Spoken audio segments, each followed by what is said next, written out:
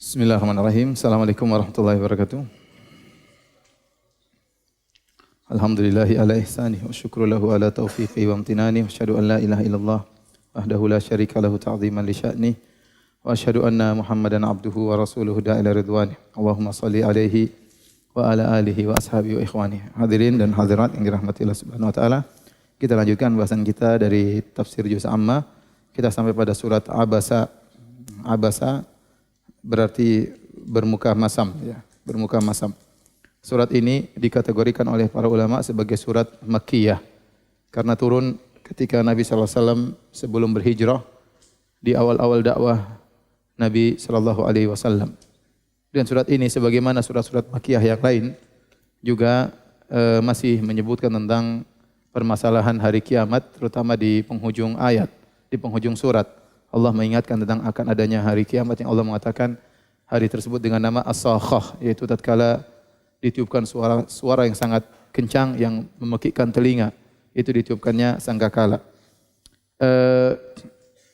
Adapun sebab turunnya surat Abasa adalah sebagai teguran dari Allah Subhanahu wa taala kepada Nabi Muhammad sallallahu alaihi wasallam yang berpaling dari Abdullah Ibnu Ummi Maktum radhiyallahu anhu adalah seorang sahabat yang buta.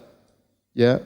Jadi suatu hari ketika Nabi SAW sedang berdakwah kepada pembesar-pembesar Quraisy, ada yang mengatakan pembesar-pembesar Quraisy tersebut Utbah bin Rabi'ah, ada yang mengatakan Abu Jahal bin Hisham, ada yang mengatakan Abbas bin Abdul Muttalib, dan ada yang mengatakan Umayyah bin Khalaf, ada yang mengatakan juga Ubay bin Khalaf. Intinya ada sekelompok pembesar-pembesar Quraisy yang Nabi ingin sekali mereka dapat hidayah. Karena kalau mereka dapat hidayah, maka biasanya anak buahnya pada ngikut. Dan ini salah satu metode Nabi dalam berdakwah, yaitu Nabi mendatangi para pembesar-pembesar. Karena secara logika kalau pembesar-pembesar masuk Islam, maka biasanya anak buahnya pada ngikut. Ya. Dan ini metode Nabi SAW. Makanya Nabi tatkala berdakwah mendatangi pembesar-pembesar Quraisy. Demikian juga tatkala Nabi di Taif, Nabi mendatangi pembesar-pembesar Taif. Meskipun Nabi akhirnya diusir. Demikian juga tatkala Nabi berhaji, setiap musim haji, maka Nabi SAW mendatangi pembesar-pembesar orang-orang musyrikin yang sedang melaksanakan ibadah haji untuk Nabi dakwahi. Bahkan Nabi SAW memberikan zakat kepada pembesar-pembesar musyrikin yang diharapkan mereka bisa masuk Islam. Nabi berikan zakat. Ini metode Nabi SAW dan ini metode yang benar. Kita beri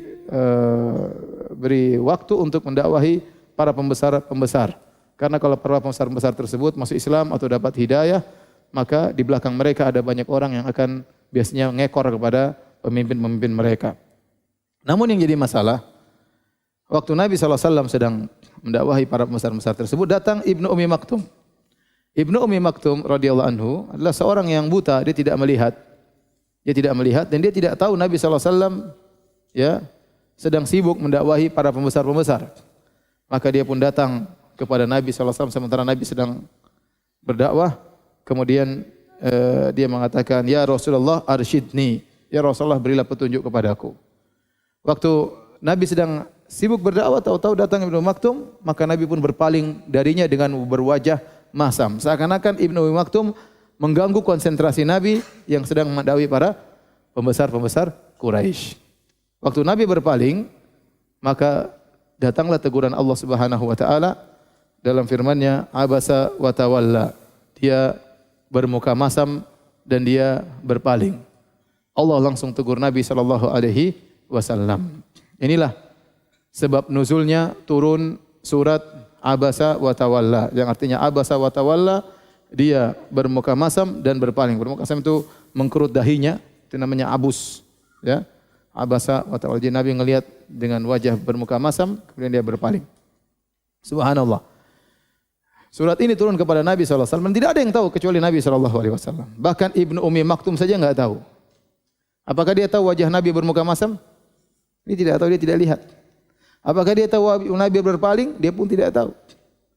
Jadi Nabi bermuka masam, Nabi berpaling, dia tidak tahu. Tapi Allah Maha tahu. Maka Allah Subhanahu wa taala langsung menegur Nabi SAW dengan firman-Nya, Abasa wa tawalla. Dia bermuka masam dan berpaling. Kapan? Anja'ahul a'ma. Tatkala datang kepadanya seorang yang buta.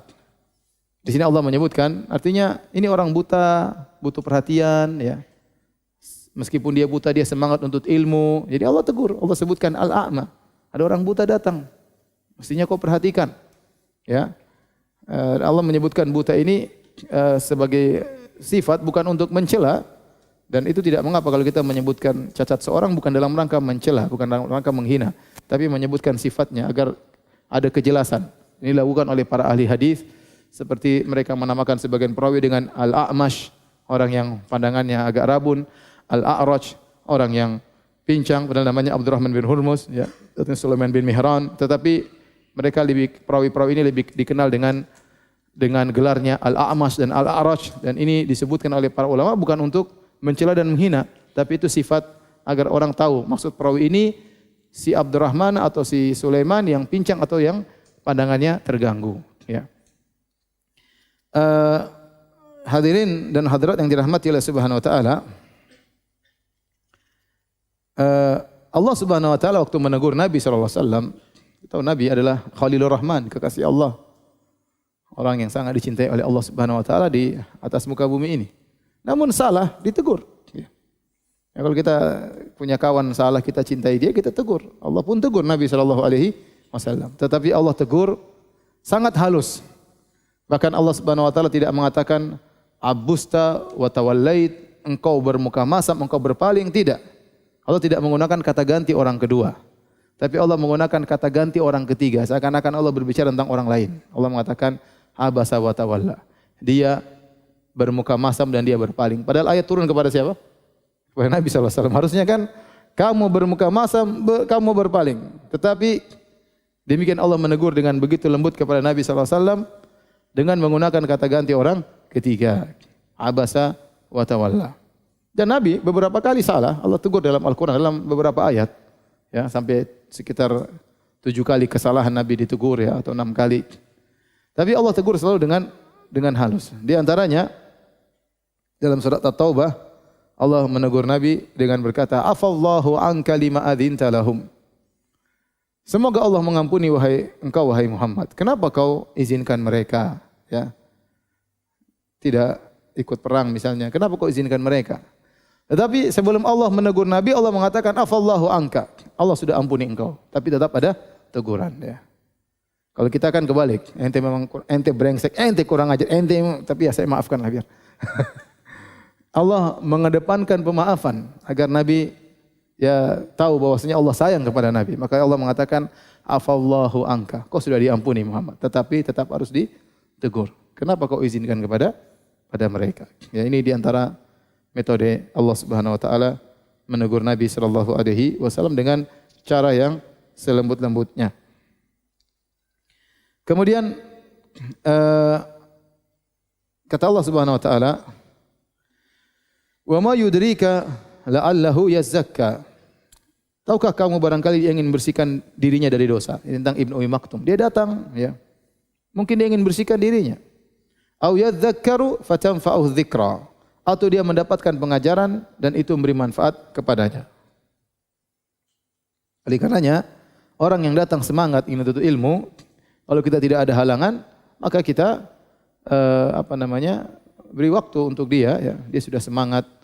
Sampai Ibnu Maktum datang mengatakan, "Arsyidni ya Rasulullah, berilah petunjuk kepadaku." Ya, tapi Nabi berpaling. Nabi lagi sibuk sama orang-orang pembesar-pembesar tersebut. Allah tegur, "Amma man istaghna fa anta lahu tasadda." Adapun orang yang sudah merasa cukup, merasa tidak butuh hidayah, engkau semangat untuk memberi petunjuk kepadanya, ya. Wa ma 'alaika alla yazakka, wahai Muhammad. Kalau orang yang sombong tersebut tidak dapat hidayah, bukan urusanmu, enggak ada masalah. Kau berusaha, tapi kalau dia tidak, ya kafir, enggak ada masalah, kata Allah. Ma 'alaika alla yazakka. Bukan kewajibanmu untuk membuat dia dapat hidayah. Kalau dia tidak dapat hidayah, enggak ada masalah. Wa amma man ja'aka yas'a, adapun yang datang kepadamu dengan segera, wa huwa yakhsha, dalam kondisi takut kepada Allah Subhanahu wa taala, fa anta anhu talaha, justru kau berpaling darinya. Ini salah, Nabi dalam hal ini salah. Jadi saya perlu perhatikan, yang antum perlu perhatikan di sini. Nabi SAW, metode yang ditempuh Nabi tidak salah.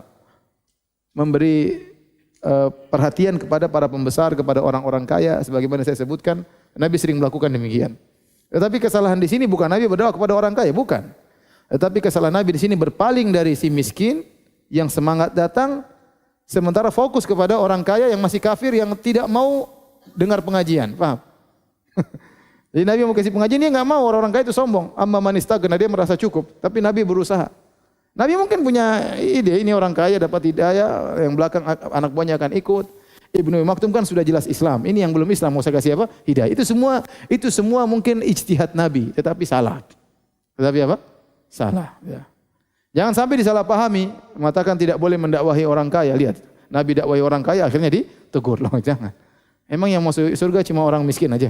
Orang kaya enggak boleh masuk surga? Orang kaya juga butuh masuk surga. Ya. Jadi dakwah harus universal kepada siapa aja. Miskin kita dakwahi, yang kaya kita dakwahi, di kota kita dakwahi, di kampung kita dakwahi, di pulau kita dakwahi, di mana-mana. Kalau kota-kota besar kita dakwahi, ya. Tidak hanya terfokus pada golongan tertentu, kepada strata tertentu, pengajian hanya untuk orang kaya doang misalnya. Enggak, dakwah tidak demikian. Dakwah untuk semuanya, dakwah untuk semuanya. Ya. Yang kaya kita dakwah, yang miskin juga kita dakwah. Maka ini ditegur oleh Allah Subhanahu wa taala, kata Allah Subhanahu wa taala, fa anta anhu talaha. Justru engkau berpaling dari orang yang sudah semangat datang kepadamu. Di sini Ibnu Maktum Allah sebutkan sifatnya ja'aka yas'a wa huwa yakhsha. 3 sifat. Dia yang datang. Inilah adab penuntut ilmu. Fa amma man ja'aka, dia yang datang kepadamu. Yas'a, semangat berusaha. Wa huwa yakhsha, dalam kondisi takut kepada Allah Subhanahu wa taala. Orang menuntut ilmu seperti itu ya. Datang semangat ya. Duduk paling depan gitu kan. Kemudian dalam kondisi takut kepada Allah, niatnya ikhlas karena Allah Subhanahu wa taala, itu penuntut ilmu yang benar. Tidak semua, antum sekarang yang hadir banyak, tidak semua pahalanya sama. Tidak semua pahalanya sama. Allah Maha tahu mana yang semangat, mana yang di luar, mana yang mencatat, mana yang dengar, mana yang menyimak, mana yang mengulangi. Waktu yang antum tempuh sama. Saya pengajian setengah jam atau 40 menit, sama semuanya antum rasakan 40 menit. Tapi pahala beda-beda. Sama seperti orang sholat. Yang sholat juga sama, tapi pahalanya beda-beda.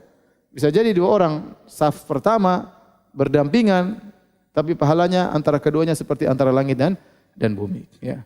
Karena kalau untuk ilmu yang serius, kita niatkan untuk takut kepada Allah Subhanahu wa taala dan kita semangat ya, kita yang mendatangi guru dan berusaha sebagaimana Ibnu Maktum Allah sebutkan 3 sifatnya, amma man ja'aka, dia yang datang kepadamu, wa huwa yas'a, atau ja'aka yas'a, dan dalam kondisi semangat berusaha, wa huwa yakhsha, dan dia takut kepada Allah Subhanahu wa taala. Namun engkau malah berpaling kepada darinya. Subhanallah. Nabi SAW waktu ditegur oleh Allah gara-gara Ibnu Maktum, Nabi tidak marah sama Ibnu Maktum sama sekali. Nabi tidak marah. Bahkan Nabi sayang kepada Ibnu Maktum setelah itu. Karena gara-gara Ibnu Maktum Nabi salah ditegur oleh Allah Subhanahu wa taala. Ini bentuk Allah sayang kepada Nabi. Makanya setiap Nabi salah langsung ditegur oleh Allah. Kalau kita sayang sama anak kita kan salah kita tegur atau tidak? Ditegur, bukan kita cuekin. Kalau kawan sejati, kawannya salah dia tegur. Tapi kalau kawannya salah dia tidak mau tegur, itu berarti dia bukan kawan sejati. Dia ingin kawannya celaka, kawannya binasa. Ya, Allah Subhanahu wa taala menegur Nabi, ini merupakan bentuk pemuliaan Allah kepada Nabi sallallahu alaihi wasallam. Dan Nabi tidak marah kepada Ibnu Maktum.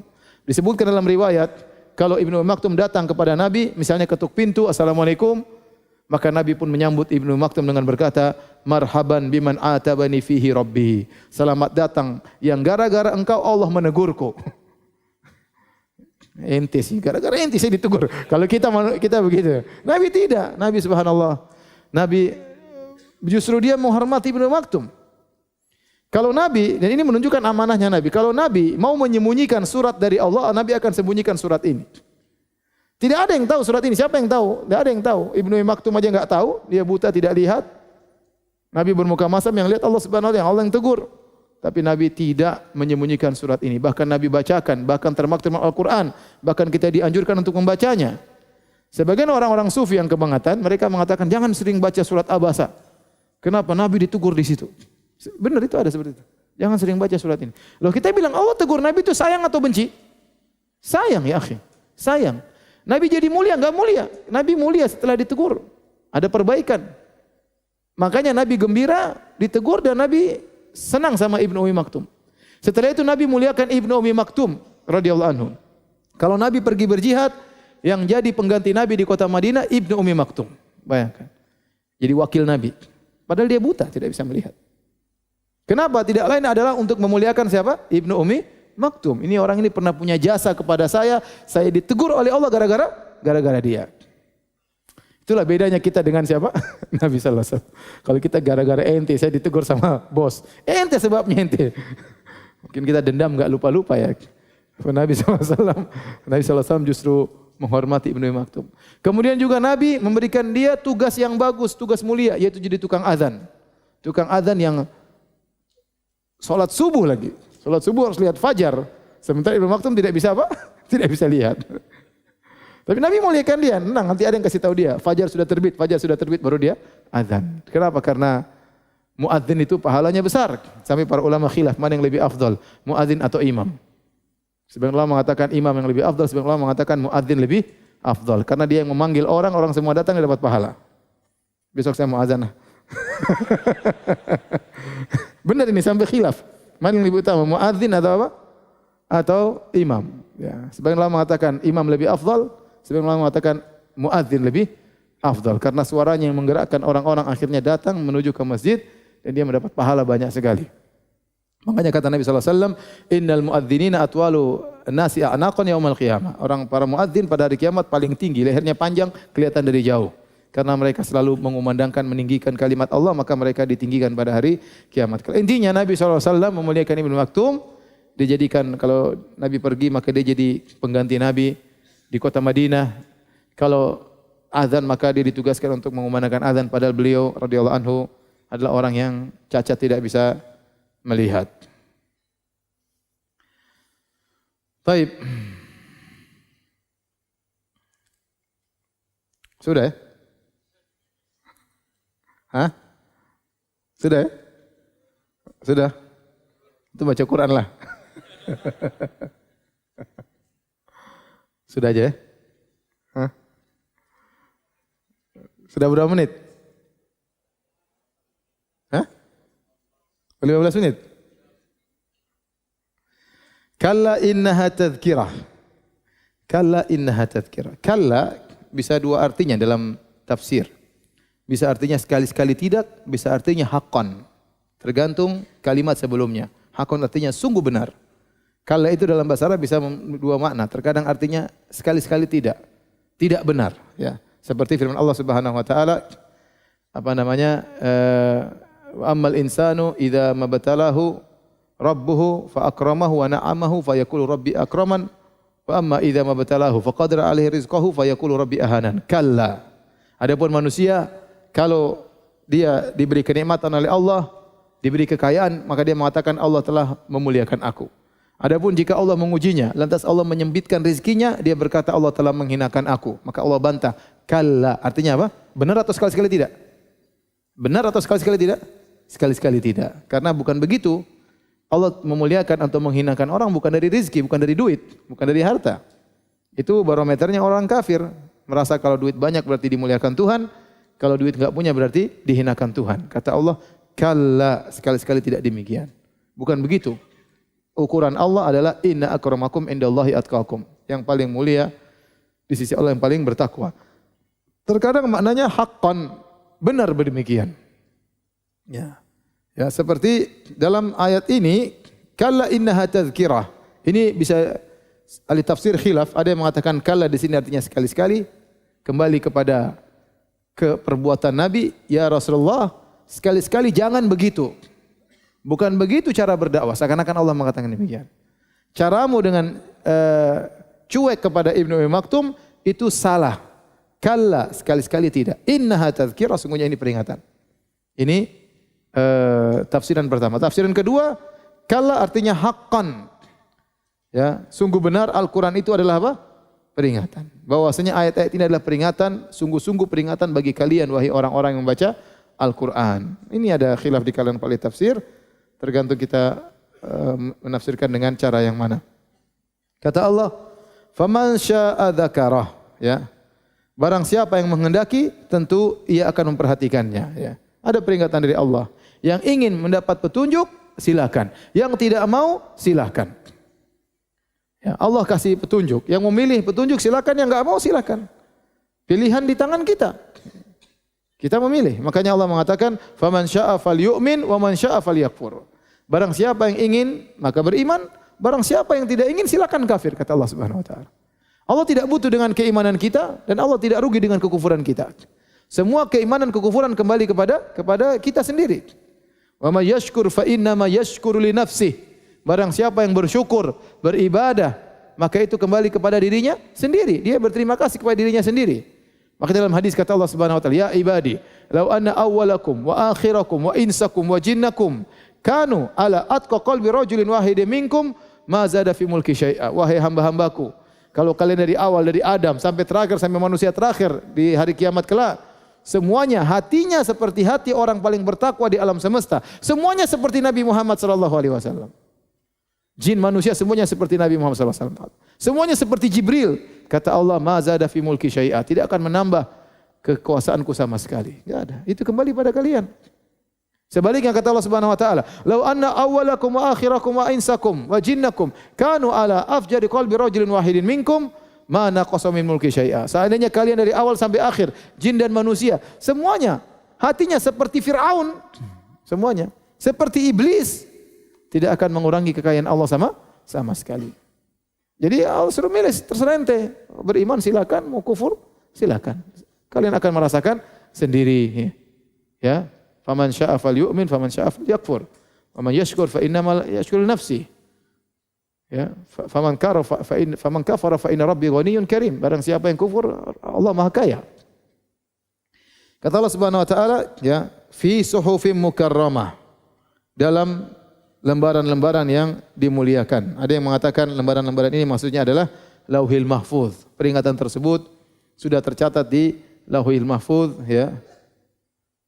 Atau ada yang mengatakan kepada kitab-kitab suci, ya, bahwasanya peringatan tentang iman, tentang ketakwaan bukan cuma terdapat dalam Al-Qur'an, tetapi juga terdapat di kitab-kitab suci terdahulu. Ini sebagian tafsiran. Kemudian kata Allah, marfu'atin mutahharah, yang ditinggikan dan disucikan. Ya, ini menguatkan bahwasanya yaitu ini ada yang marfu'atin maksudnya mutahharah, ada yang mengatakan secara maknawi. Maknawi maksudnya Al-Qur'an itu mulia, tinggi, mutahharah, suci dari kesalahan, tidak ada penyimpangan, ya itu maksudnya. Ada yang mengatakan benar-benar ditinggikan karena malaikat bawa, ya, di tempat yang tinggi atau tersimpan di Lauhil Mahfuz. Bisa diartikan secara hakiki, bisa diartikan sebagai majazi. Sebagian ulama mengatakan, tatkala Allah mensifati Al-Qur'an, lembaran-lembaran Al-Qur'an dengan marfu'atun mutahharah, atau Allah mensifati Lauhil Mahfuz dengan marfu'atun mutahharah yang tinggi dan suci, maka hendaknya orang kalau letakkan Al-Qur'an jangan di bawah, ya. Hendaknya di tempat yang tinggi. Di zaman Nabi SAW ada tempat khusus buat Al-Qur'an. Ada semacam sunduk, tempat khusus buat apa? Al-Qur'an. Itu sudah ada sejak zaman Nabi SAW. Jadi Al-Quran diletakkan di tempat yang tinggi. Kata Allah, bi aidi safarah, di tangan para penulis malaikat yang mulia lagi berbakti. Para malaikat disifati dengan kiramin bararah, yaitu yang mulia, dan bararah yang selalu baik, ya, tidak pernah membangkang. Itulah sifat para malaikat yang penuh kemuliaan. La ya'sunallaha ma amarum wa yaf'aluna ma yu'marun. Mereka mengerjakan perintah Allah dan tidak pernah membangkang. Setelah itu Allah masuk dalam paragraf yang baru. Kata Allah, kutilal insanu ma akfarah. Kutilal insan artinya sungguh celaka manusia. Sungguh celaka manusia. Ada tafsiran mengatakan betapa kufurnya dia. Betapa tidak tahu berterima kasihnya dia. Ini tafsiran pertama. Ma akfarah, di situ ma ta'ajjubiyah, yang artinya sungguh celaka manusia, betapa kufurnya dia. Tidak tahu berterima kasih. Diberi kenikmatan begitu banyak, tidak beribadah kepada Allah Subhanahu wa taala. Menakjubkan manusia. Kok bisa tidak berterima kasih? Dan ini menakjubkan, ya akhi. Contoh, kita bicara, kita kerja sama orang. Orang itu kasih kita gaji misalnya 1 bulan 10 juta. Kira-kira kita hormat enggak sama dia? Kita hormat, baik disuruh apa saja kita siap, telepon enggak pernah mati, kapan ditelepon kita datang. Subhanallah. Cuma dikasih 10 juta per bulan. Apalagi dinaikkan gaji 100 juta per bulan. Kira-kira gimana? Oh, udah. Bila perlu telepon 3 bunyi semua enggak apa-apa. Udah kita patuh kapan saja dia panggil, kita terima kasih. Kerja 24 jam kita jalan 100 juta per bulan. Tapi kalau kayak 1 miliar per bulan, bayangkan. Mau tunduknya kita kayak apa? Apa yang dia perintahkan kita akan jalankan. Ini Allah kasih kita begitu banyak. Kesehatan, kenikmatan. Banyak sekali. Ya, rezeki itu pun yang datang pun dari Allah Subhanahu wa ta'ala. Betapa kufurnya manusia. Tidak tahu berterima kasih kepada Allah Subhanahu wa ta'ala. Makanya di antara hal yang membuat kita kalau malas lagi malas ibadah, ingat. Ya Allah, Allah sudah kasih saya nikmat yang banyak. Ya. Alam naj'al lahu ya ainain, bukankah kami telah memberikan dia 2 pandangan, 2 mata, walisanan wa syafatain, kami berikan dia lisan, berikan dia mulut. Banyak nikmat yang Allah berikan kepada kita. Kemudian kita masih malas-malas. Ya. Oleh karenanya kok bisa ya manusia begitu kufur. Riwayat atau tafsiran yang lain ma di situ adalah ma istifhamiyah. Jadi maknanya kutilal insanu ma akfarah. Sungguh celaka manusia, kok bisa dia kufur? Kalau yang pertama, sungguh celaka manusia, betapa kufurnya dia. Yang kedua, kalau ma istifhamiyah, ma di situ pertanyaan, maka tafsirannya sungguh celaka manusia, apa yang bisa buat dia kufur? Kenapa dia bisa kufur? Makanya ini harus mengerti bahasa Arab. Karena ma dalam bahasa Arab itu bisa maknanya macam-macam. Bisa artinya alladzi, bisa artinya ma ta'ajjubiyah, bisa artinya ma istifhamiyah ya. Antum enggak tahu bahasa Arab, susah saya jelaskan ya. Tapi kira-kira demikian ya. Bahasa Arab itu sebenarnya tidak, ya susah-susah sedikit lah. Tapi antum tidak mau belajar kapan bisa? Antum harus belajar. Ya. Jadi suatu saat insya Allah Masjid Al-Ikhlas bikin pengajian apa? Bahasa Arab. Karena kalau antum pintar bahasa Arab, antum hemat waktu, ngaji lebih cepat. Ya. Ngaji lebih cepat, lebih nyantol. Kalau gini antum nggak nyantol, gini, oh, iya hilang juga hilang, jatuh. Ting keluar lagi sebelah sini. Sebagian nggak masuk, ting masuk mantul, nggak sempat masuk. Oleh karenanya belajar bahasa Arab. Kata Allah Subhanahu wa taala, min ayyi syai'in khalaqah. Dari mana dia diciptakan? Ingat, kenapa dia kufur? Dia enggak tahu dari mana dia. Apakah dia langsung muncul tiba-tiba? Kuat tiba-tiba? Tidak. Allah ingatkan, min ayyi syai'in khalaqah. Dari mana dia diciptakan? Min nutfatin khalaqahu faqaddar. Allah ciptakan dia dari air mani. Dari air mani. Faqaddara, lalu Allah menentukannya. Ya. Manusia diciptakan dari air mani yang hina. Falyanzuril insanu mimma khuliq. Dalam surat yang lain kata Allah, ya, hendaknya manusia melihat dari apa dia diciptakan. Khuliqa mimma indafiq, diciptakan dari air yang terpancar. Alam nakhluqkum mimma immahin, bukankah kami ciptakan engkau dari air yang hina, dari air yang hina, air mani. Kita aja kalau air mani kita cuci, jijik kita cuci. Ya. Kata Allah faqaddarahu, lalu Allah menentukan penciptaannya semua. Air mani itu waktu masuk dalam rahim wanita, Allah takdirkan nanti jadi bagaimana, bentuknya bagaimana, laki atau perempuan, kulitnya hitam atau putih, nasibnya bagaimana, faqaddarahu. Ya, semua itu yang tahu hanyalah siapa? Allah Subhanahu wa taala. Kemudian kata Allah, "Tsummas sabila yassara." Kemudian dia memudahkan jalannya. Di sini Allah menggunakan kata tsumma. Dalam bahasa Arab ada wa, ada tsumma, ada fa. Perhatikan ini semua namanya kata gandeng. Wa, fa, tsumma. Wa artinya dan, fa artinya lalu, tsumma artinya kemudian. Semuanya menggandengkan antara wa, fa dan tsumma. Bedanya kalau wa itu artinya mutlaqul jama', hanya sekedar menggandengkan tanpa menunjukkan tartib urutan. Contoh saya mengatakan Ja'a Khalidun wa Umar. Telah datang Khalid dan Umar. Maka telah datang Khalid dan Umar. Siapa yang duluan saya enggak tahu. Pokoknya Khalid dan Umar sudah apa? Datang. Maka saya menggunakan wa. Tidak mesti saya bilang Khalid dan Umar berarti Khalid lebih dulu, enggak mesti. Ya, makanya dalam Al-Quran juga banyak. Kalau Allah menyebutkan tentang kaum-kaum yang kufur, Allah terkadang tidak mengurutkan sesuai dengan zaman. Ya. Ini wa, sekedar menggabungkan. Kalau saya mengatakan telah datang Khalid dan Umar, berarti dua-duanya telah datang, entah siapa yang duluan datang. Tidak ada disebutkan dengan wa. Kemudian saya mengatakan fa. Kalau saya mengatakan Ja'a Khalidun fa Umar, datang Khalid lalu Umar, fa Umar, maka sudah jelas yang duluan datang siapa? Khalid. Setelah semua lalu Umar. Tetapi antara Khalid dan Umar tidak ada jeda, langsung. Saya gunakan fa. Ya. Tapi kalau saya menggunakan summa dalam bahasa Arab berarti ada jeda. Saya mengatakan jaa Khalidun summa Umar. Telah datang Khalid kemudian Umar. Berarti antara kedatangan Khalid dan Umar ada jeda. Maka saya gunakan kata apa? Summa. Allah waktu mengatakan ya dalam ayat ini ya min ayyi syai'in khalaqah min nutfatin khalaqahu. Allah ciptakan manusia dari air mani nutfah faqaddarahu, kemudian Allah takdirkan air mani tersebut sesuai yang Allah kehendaki bentuknya bagaimana ya. Kemudian berapa lama dia hidup, laki-laki atau perempuan, warna kulitnya bagaimana terserah Allah Subhanahu wa taala. Kemudian kata Allah tsummas sabila yassara. Kemudian Allah memudahkan jalan keluarnya. Ada yang mengatakan Allah memudahkan lahirnya. Tsummas sabila yassara. Allah menggunakan tsumma. Kemudian karena dari peletakan air mani sampai melahirkan berapa bulan? 9 bulan. Lama. 9 bulan ya. Ada seorang ulama ketemu dengan orang ini ngomongnya, dia baru ngomong sedikit sudah dipotong. Dia baru ngomong sedikit belum selesai dipotong sama orang ini. Orang ini nggak sabar, pokoknya setiap ngomong dia, ada orang seperti itu, saking pinternya atau saking bahlulnya nggak tahu. Kita baru ngomong belum selesai dia potong. Kita belum selesai, dia bilang ya akhi, ente sabar ya akhi. Saya ngomong sebentar. Ente tunggu 5 menit, ente dulu tunggu keluar 9 bulan dalam perut ibumu. Sabar, ini 5 menit aja saya ngomong ente nggak sabar. Sabar ya akhi. Ente dulu kan nggak langsung keluar kan, nunggu 9 bulan kan? Sabar, ente sabar. Sekarang sabar dengar saya 5 menit. Saya belum selesai ngomong, ente sudah potong-potong. Jadi Allah menggunakan kata summa kemudian. Karena antara diletakkannya air mani sampai keluar lahir 9 bulan. Kemudian kata Allah, summa amatahu fa'akbara. Sama, summa. Kemudian Allah buat dia mati. Dari dia lahir sampai mati butuh waktu enggak? Butuh.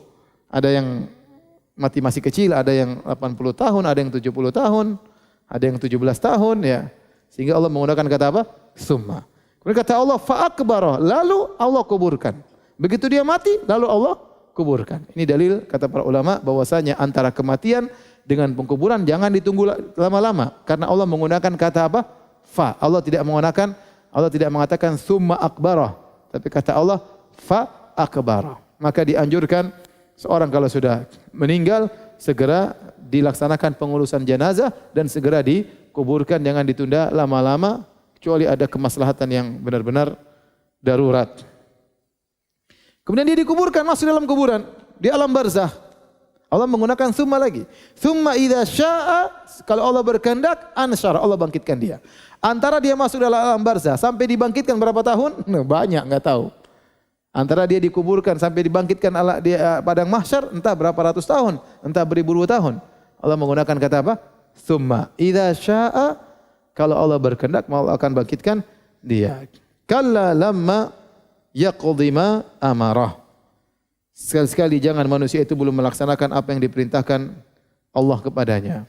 Jadi manusia itu ya bagaimanapun juga dia tidak mampu melaksanakan segala perintah Allah Subhanahu wa taala. Kata Mujahid tatkala mengomentari ayat ini ya, tidak ada seorang pun yang dapat menjalankan seluruh yang diwajibkan kepadanya selamanya.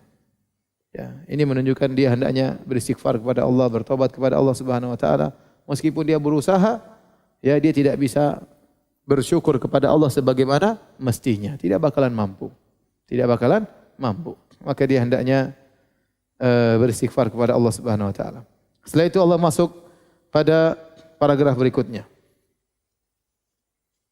Kata Allah, "Falyanzuril insanu ila ta'amih."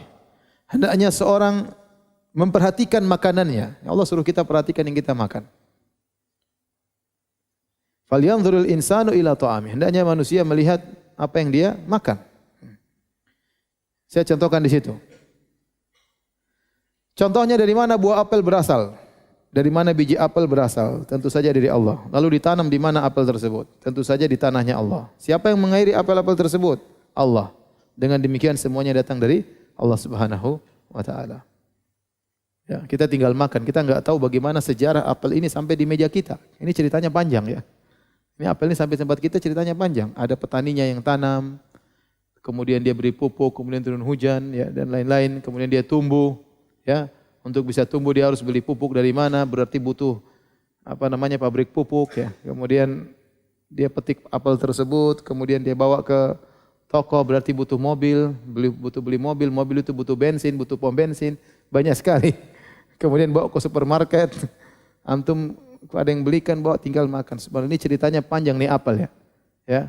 Tapi Allah ingatkan semuanya itu dari Allah. Allah katakan, "Anna sababanal ma'a sabba." Sungguhnya kami yang telah mencurahkan air dari langit. Kalau Allah berhentikan hujan, semua hujan diberhentikan, enggak ada buah yang tumbuh. Kalau hujan stop semuanya, selama-lamanya tidak ada buah yang tumbuh. Bijinya dari Allah, ditanam di tanahnya Allah. Pengairannya dari mana? Allah Subhanahu wa taala. Pupuknya juga dari Allah Subhanahu wa taala. Kata Allah, "Tsumma syaqqaqnal arda syaqqa." Kami yang membelah bumi. Bayangkan ente taruh biji yang tidak punya kekuatan apa-apa, ente masukkan di tanah, ente tutup. Tahu-tahu dia tumbuh. Tahu-tahu dia bisa membelah apa? Tanah, subhanallah. Siapa yang buat dia bisa membelah tanah? Kata Allah, kami yang buat dia membelah tanah untuk keluar. Tsumma syaqqaqnal arda syaqqa. Fambatna fiha habba. Lalu kami tumbuhkan ya biji-bijian wa inaban wa qatba, dan kami tumbuhkan ya anggur dan sayur-sayuran. Wa zaituna wa nakhla, kami tumbuhkan juga buah zaitun dan korma. Wa hadaiqa gulba, demikian juga kebun-kebun yang lebat. Hadaik itu kebun-kebun yang isinya macam-macam buah-buahan, gulba, lebat. Wa fakihatan wa abba, dan juga buah-buahan dan rerumputan. Mata'al lakum wa li'an'amikum, sebagai kesenangan bagi kalian dan juga hewan-hewan ternak kalian.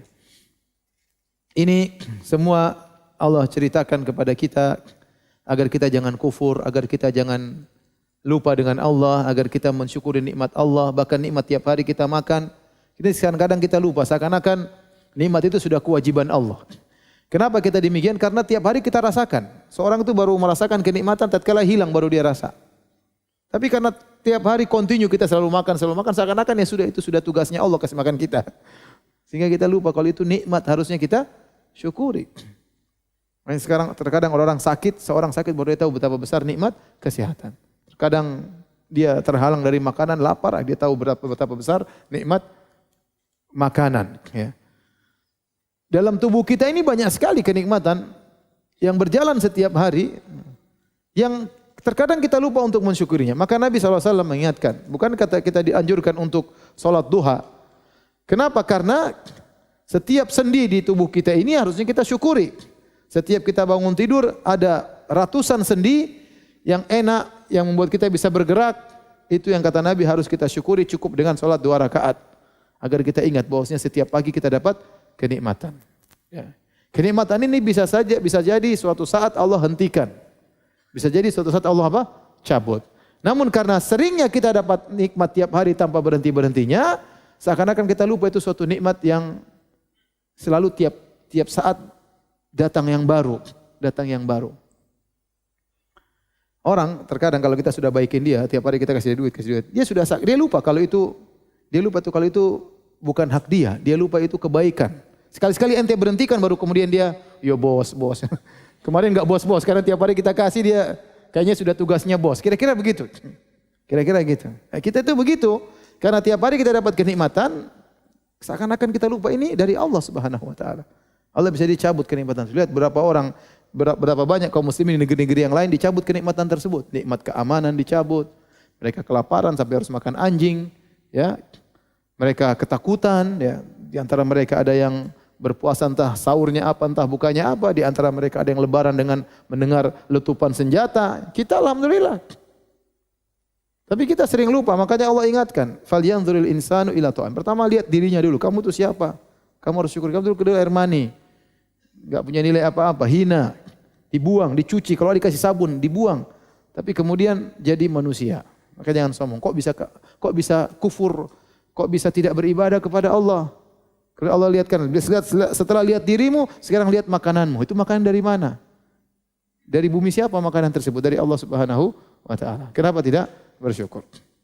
Setelah itu Allah Subhanahu wa taala menyebut tentang hari kiamat. Fa idza ja'atis sakhah. Dan apabila ditiupkan sangkakala. Sakhah itu adalah suara yang sangat keras memekikkan telinga. Salah satu nama hari kiamat adalah sakhah. Tadi kita sudah sebutkan tadi siang.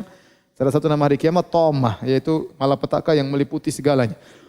Tidak ada yang lolos. Di antaranya as-sakhah, yaitu memekikkan telinga.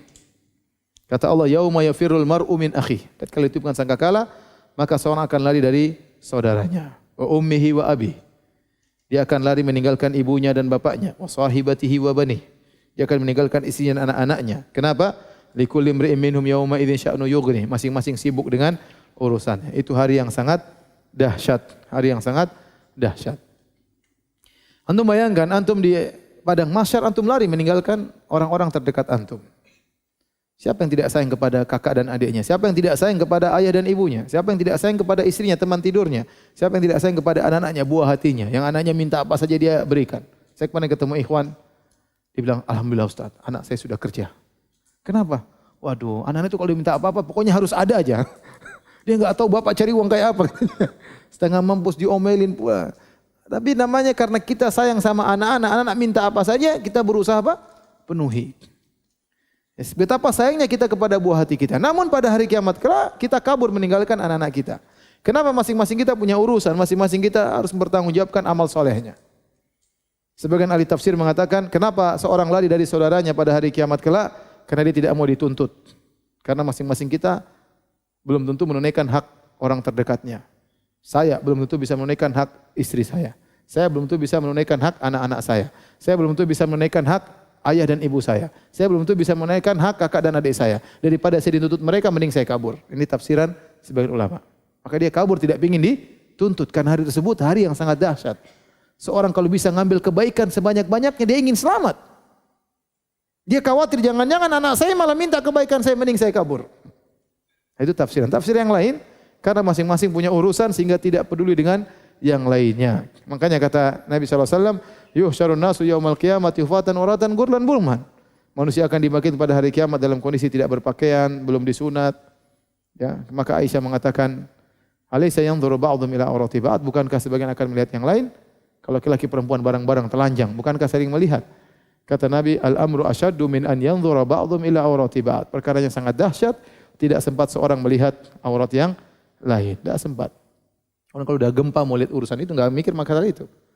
Syekh Utsaimin pernah mengatakan waqad ra'ayna ra'yal ain, kami pernah melihat yang semirip ini waktu terjadi peristiwa terowongan Mina. Sebagian orang lari, baju mereka terlepas, tapi enggak ada yang peduli. Kenapa? Karena kondisi sangat menakutkan, ya. Maka hari kiamat demikian juga sehingga seorang tidak peduli dengan orang-orang terdekatnya. Setelah itu Allah menyebutkan manusia ada dua model di hari kiamat kelak. Yang pertama, wujuhun yauma idzin musfirah. Banyak muka pada hari itu berseri-seri, orang-orang beriman. Dhahikatun mustabsyirah. Mereka tertawa dan penuh dengan kegembiraan. Jadi di tengah-tengah dahsyatnya hari tersebut, orang-orang beriman pasti tetap ada rasa antara ketakutan dengan kegembiraan. Ya, tetap Allah ujungnya akan berikan mereka kegembiraan. Mereka kata Allah, wujuhu yauma idzin 'alaiha ghabarah. Dan banyak pula pada hari tersebut orang-orang wajahnya tertutupi dengan debu, yaitu penghinaan kepada mereka. Wajah mereka tertutup dengan debu, berkeringat sehingga debu menempel di wajah mereka karena keringat yang ya menempel pada wajah mereka, ya. Tarhaquha qatarah. Dan ditutup lagi oleh kegelapan. Ulaika humul kafaratul fajarah. Mereka adalah orang-orang yang kafir dan durhaka. Kafarah berkaitan dengan keyakinan, adapun fajarah, fujur berkaitan dengan maksiat, zina, riba dan yang lainnya. Kalau kufur berkaitan dengan keyakinan. Jadi mereka kafarah fajarah, keyakinannya rusak, akhlak mereka juga apa? Rusak, mendolimi orang lain dan yang lainnya. Tapi demikian saja kajian kita. Insyaallah kita lanjutkan lagi besok pada asar dalam surat At-Takwir. Subhanakallah bihamdik, asyhadu an la ilaha illa anta, astaghfiruka wa atubu ilaik. Assalamualaikum warahmatullahi wabarakatuh.